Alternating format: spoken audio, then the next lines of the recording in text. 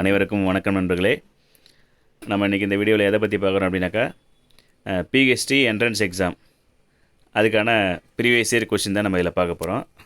அதாவது பார்த்தீங்கன்னாக்கா, இப்போ பிஹெச்டி என்ட்ரன்ஸ் பார்த்திங்கன்னா Madurai Kamaraj university, Bharathidas university, Alagappa university, அதுக்கப்புறம் அண்ணாமலை யூனிவர்சிட்டி இவங்கெல்லாம் கால்ஃபர் பண்ணியிருக்கிறாங்க. அந்த யூனிவர்சிட்டி டிபார்ட்மெண்ட்லையும் கால்ஃபர் பண்ணியிருக்காங்க, அப்புறம் அஃபிலியேட்டட் காலேஜஸ்லையும் கால்ஃபர் பண்ணியிருக்காங்க. ஸோ அதுக்கான இப்போ என்ட்ரன்ஸ் எக்ஸாம் தான் 1 by 1 நடக்க இருக்குது. ஃபஸ்ட்டு பார்த்தீங்கன்னா இப்போ பாரதிதாஸ் யூனிவர்சிட்டி முடிஞ்சிடுச்சு. இப்போ அடுத்த மதுரை காமராஜ் யூனிவர்சிட்டி இருக்குது, அண்ணாமலை யூனிவர்சிட்டி வர சாட்டர்டே அன்றைக்கி எக்ஸாம் இருக்குது. ஸோ நார்மலாக பார்த்தீங்கன்னாக்கா பிஹெச்டி என்ட்ரன்ஸ் அட்மிஸ் ஒரு 70 கொஸ்டின் வரும். மீதி 30 மார்க் வந்து இன்டர்வியூ வைவாஸ். டோட்டலாக பார்த்தீங்கன்னா 100 மார்க்குக்கு 70 வந்து என்ட்ரன்ஸு ப்ளஸ் 30 வந்து இன்டர்வியூ வைவாஸ் எக்ஸாமுக்கு. ஸோ இந்த 70 என்ட்ரன்ஸில் பார்த்தீங்கன்னாக்கா கிட்டத்தட்ட ஒரு 30 கொஸ்டின் அல்ல 20 கொஸ்டின் பார்த்தீங்கன்னாக்கா ரிசர்ச் மெத்தடாலஜி, ஆப்டிடியூட், அப்புறம் ரீசனிங் அப்படின்ற டாப்பிக்கில் இருக்கும்.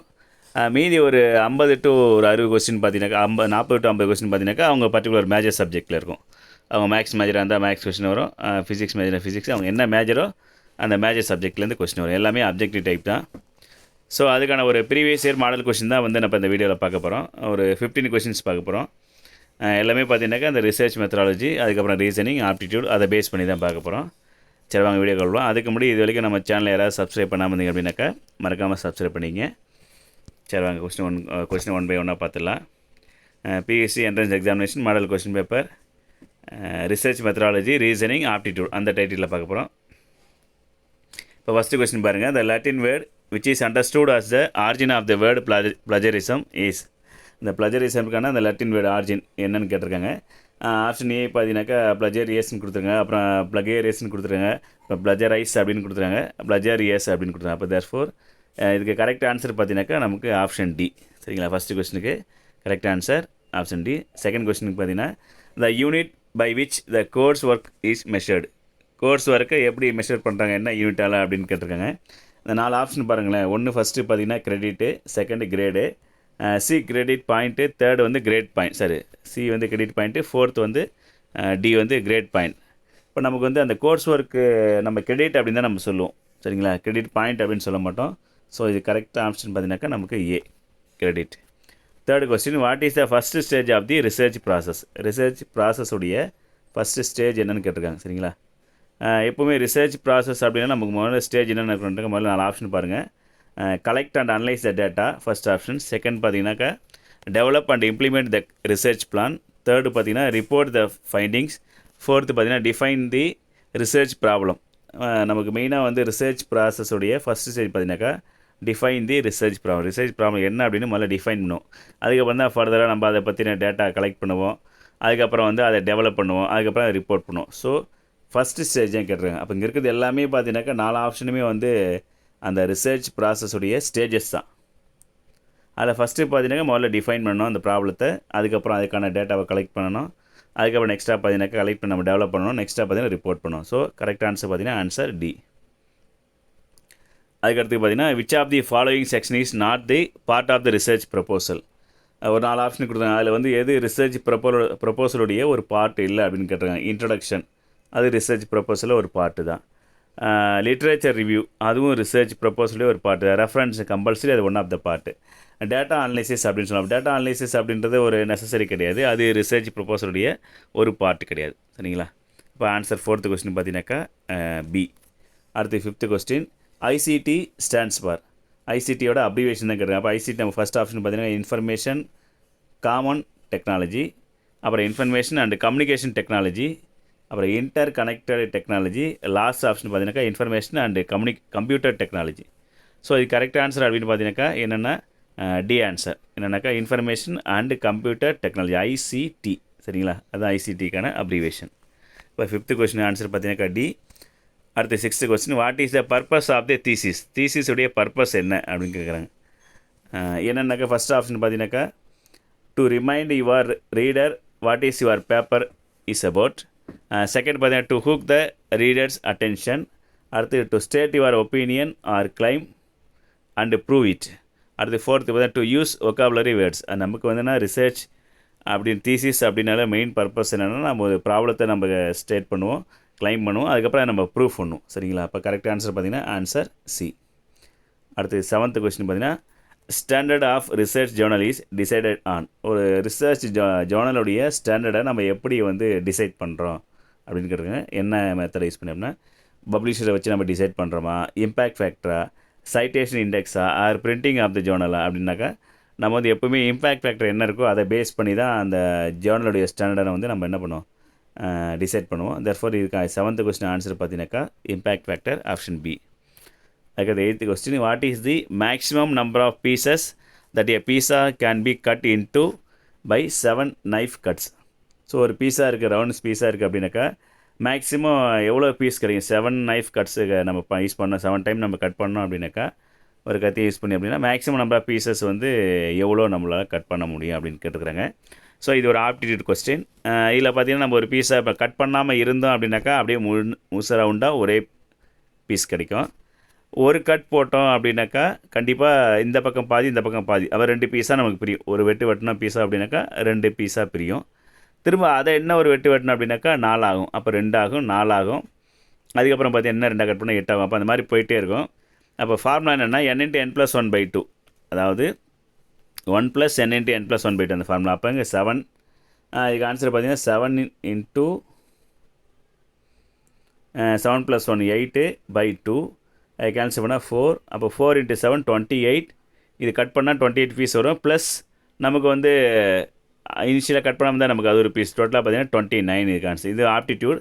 கொஞ்சம் திங்க் பண்ணிங்கன்னா இதுக்கு ஆன்சர். அப்போ இந்த மாதிரியும் ஒரு கொஸ்டின் கம்பல்சரி கேட்பாங்க. ஒன்றும் இல்லை, 1 or 2 or 3 கொஸ்டின் நம்மளுக்கு கேட்கலாம். இப்போ 4 ஆப்ஷன் கொடுத்துருக்காங்க. A28, A29, B28, C27, D26. அப்போ இதுக்கான கரெக்ட் ஆன்சர் பார்த்தீங்கன்னாக்கா ஆப்ஷன் A29. சரிங்களா? இது ஆப்டிடியூட். இந்த மாதிரி மேத்தமெட்டிக்கல் ஆப்டிடியூட் வந்து ஒரு மினிமம் ஒரு மேக்ஸிமம் ஒரு 5 கொஸ்டின்ஸ் கேட்கலாம். சரிங்களா? ஸோ அதுக்காக இது ஒரு கொஸ்டின் கொடுத்துருக்கோம். இது ப்ரீவியஸ் இயரில் கேட்ட கொஸ்டின் எல்லாமே. அதுக்கடுத்தது 9th கொஸ்டின் பார்த்தீங்கன்னா, effectiveness of teaching depends on. ஒரு டீச்சிங்கோட எஃபெக்டிவ்னஸ் வந்து எப்படி இருக்கும், எதை டிபெண்ட் பண்ணி இருக்கும் அப்படின்னு கேட்டிருக்காங்க. ஃபர்ஸ்ட் ஆப்ஷன் பார்த்தீங்கன்னா hand writing of the teacher, அப்புறம் சப்ஜெக்ட் அண்டர்ஸ்டாண்டிங் ஆஃப் டீச்சர், அப்புறம் qualification of the teacher, personality of the teacher. So 4 option கொடுத்துருக்காங்க. டீச்சரை பேஸ் பண்ணி தான் கொடுத்துருக்காங்க. அப்போ ஒரு டீச்சிங்கோட எஃபெக்டிவ்னஸ் வந்து எதை டிபெண்ட் பண்ணி இருக்கணும் அப்படின்னாக்கா அந்த சப்ஜெக்ட் அண்டர்ஸ்டாண்டிங் அதை பேஸ் பண்ணி தான் இருக்கணும். தேர்ஃபோர் கரெக்ட் ஆன்சர் பார்த்தீங்கன்னா option B, subject understanding of teacher. சரிங்களா? அடுத்து 10th question, the Latin abbreviation dash means compare with. அப்போ கம்பேர் வித் அப்படின்றக்கான லாட்டின் அப்ரிவேஷன் என்ன அப்படின்னு கேட்டிருக்காங்க. ஆப்ஷன் ஏ எட்டால் அப்படின்னு சொல்லுவோம், option B NB, option C CF, option D பார்த்தீங்கன்னா வைஸ். அப்போ இது கரெக்ட் ஆன்சர் பார்த்தீங்கன்னாக்கா நமக்கு வந்து ஆப்ஷன் சி சிஎஃப் அப்படின்னு சொல்லுவோம். ஸோ இதுதான் வந்து கம்பேர் வித்துக்கான ஒரு லாட்டின் அப்ரிவேஷன். அடுத்து 11th question, a Journal impact factor is the average number of times its article are referred dash years after publication. ஒரு ஜேர்னலோட இம்பேக்ட் ஃபேக்டரை வந்து அந்த ஆவரேஜ் நம்பர் பப்ளிகேஷனுக்கு அப்புறமா நம்ம எப்போ சொல்லுவாங்க அப்படின்னாக்கா 2 இயர்ஸ்க்கு அப்புறம் தான் நம்ம சொல்லுவோம். டோட்டலாக பார்த்தீங்கன்னா அப்போ 1, 3, 4, 2 அப்படி 4 ஆப்ஷன் கொடுத்துருக்காங்க. இதுக்கு கரெக்ட் ஆப்ஷன் பார்த்தீங்கன்னாக்கா ஆன்சர் டி, தட் இஸ் 2. அடுத்து 12th question, select the word with the correct spelling. 4 option கொடுத்துருக்காங்க. பெனிஃபிஷியல், அப்புறம் இது அந்த பெனிஃபிஷியல் அப்படின்ற வேர்டு தான் ஸ்பெல்லிங் மாற்றி கொடுத்துருக்காங்க.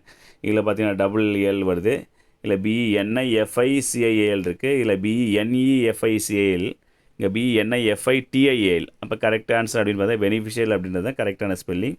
அப்போ ஆப்ஷன் பார்த்தீங்கன்னாக்கா சி. சரிங்களா? இந்த கொஸ்டின் ஆன்சர் பார்த்தீங்கன்னா சி. அடுத்தது 13th question, one of the essential characteristic of research is. ரிசர்ச்சோடைய பெஸ்ட்டுக்கு அதாவது ஒரு கேரக்டரிஸ்டிக் என்னென்னு கேட்டிருக்காங்க. ஆப்ஜெக்டிவ்லி நோக்கம், அதுக்கப்புறம் ரிலியபிலிட்டி, யூசபிலிட்டி, ஜெனரலைசபிலிட்டி அப்படின்னு கேட்டிருக்காங்க. அப்போ கரெக்ட் ஆன்சர் அப்படின்னு பார்த்தீங்கன்னாக்கா ஆப்ஜெக்டிவ்லி அப்படின்றது கரெக்ட் ஆன்சர். சரிங்களா? அடுத்து 14th question, which of the following is a central university. ஒரு 4 யூனிவர்சிட்டி நேம் கொடுத்துருக்காங்க. அதில் எது சென்ட்ரல் யூனிவர்சிட்டி அப்படின்னு கேட்டிருக்காங்க. ஃபஸ்ட்டு யூனிவர்சிட்டி பாருங்கள், Madras university. Second Delhi university. Third Annamalai. 4th Calcutta university.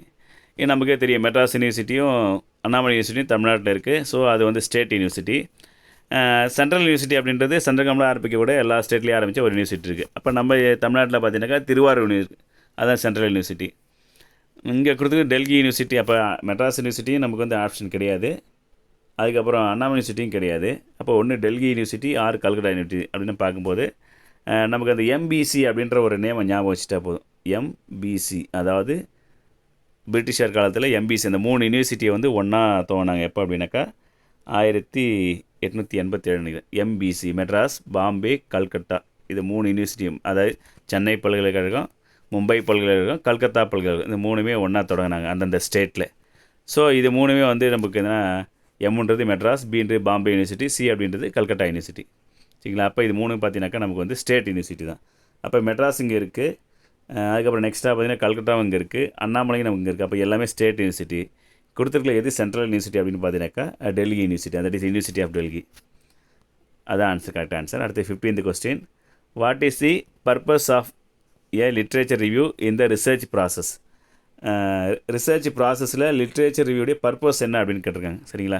கண்டிப்பாக எல்லா ரிசர்ச்லேயுமே பார்த்தீங்கன்னா லிட்ரேச்சர் ரிவ்யூ கண்டிப்பாக இருக்கணும். அதனுடைய பர்பஸ் என்ன அப்படின்னாக்கா 4 ஆப்ஷன் கொடுத்தாங்க. To summarise the researchers finding, அது to critique other researchers work, to provide background information on the topic, to replace the need for the data collection. ஆக்சுவலாக நம்ம லிட்ரேச்சர் ரிவ்யூ எதுக்கு கொடுக்குறோம் அப்படின்னாக்கா நம்ம எதை பற்றினா நம்ம ஒரு ரிசர்ச் பண்ணுறோமோ அதை பற்றின ஒரு பேக்ரவுண்ட் இன்ஃபர்மேஷன் சொல்கிறதுக்கு தான். நம்ம டாபிக் டைட்டிலை பற்றியோ அல்லது நம்ம ரிசர்ச் ஏரியா பற்றி நம்ம சொல்கிறது தான் ரிசர்ச் லிட்ரேச்சர் ரிவ்யூ.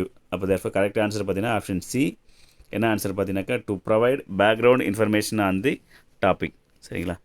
இல்லை ஃப்ரெண்ட்ஸ், ஒரு 15 கொஸ்டின்ஸ் வந்து இதில் கொடுத்துருப்பேன். இது எல்லாமே பார்த்தீங்கன்னாக்கா பிஹெச்டி என்ட்ரன்ஸ் எக்ஸாம் ப்ரீவியஸ் இயரில் கேட்ட கொஸ்டின். மதுரை காமராஜ் யூனிவர்சிட்டி, அதுக்கப்புறம் பாரதாஸ் யூனிவர்சிட்டி அந்த கொஸ்டின் பேப்பர், அதுக்கப்புறம் பாரத யூனிவர்சிட்டி, அப்புறம் அண்ணாமலை யூனிவர்சிட்டி, இதில் ப்ரீவியஸ் இயரில் கேட்ட கொஸ்டின்ஸுடைய கலெக்ஷன் தான். அந்த மேஜருக்கான கொஸ்டின் பேப்பர் கொடுக்கல. பட் இது வந்து நான் அந்த ஃபஸ்ட்டு டாபிக் கொடுத்துருக்கேன் இல்லைங்களா, ரிசர்ச் மெத்தடாலஜி, ரீசனிங், ஆப்டிடியூட், இந்த டைட்டிலேருந்து கொடுத்துருக்கேன். ஸோ இது இல்லாமல் இன்னும் அடுத்தது நம்ம ப்ரீவியஸ் இயர் கொஸ்டின்ஸ் கலெக்ஷன் அடுத்த வீடியோவில் பார்க்கலாம். இந்த வீடியோ உங்களுக்கு பிடிச்சிருந்து அப்படின்னாக்கா மறக்காமல் லைக் பண்ணுங்கள், கமெண்ட் பண்ணுங்கள், ஷேர் பண்ணுங்கள். நம்ம சேனலில் புதுசாக யாராவது பார்க்குறீங்கன்னாக்கா சப்ஸ்கிரைப் பண்ணுங்கள். Thank you to all.